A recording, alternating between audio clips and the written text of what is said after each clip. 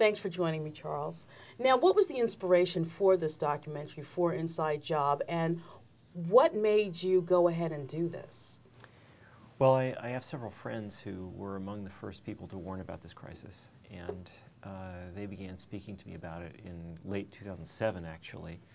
And at first I thought they were exaggerating, but they told me just wait. And when major investment banks began collapsing, I started paying more attention to them.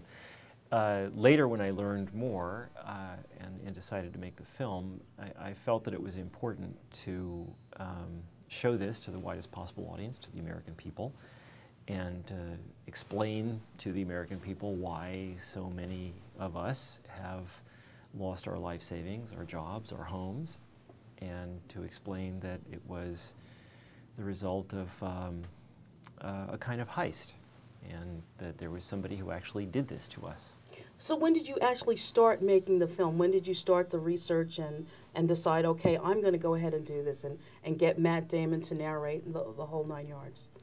Shortly after the collapse of Lehman Brothers and AIG. It was at that point that I decided that this was such an important event and such a dramatic event that I should try and make a film about it. I began research almost immediately, and we made the film over the course of the next 2 years. Okay, so it took a whole 2 years to make this with the research, the filming, and the post-production. Yes, just under 2 years, yeah. And so you actually went to how many different countries to get this done?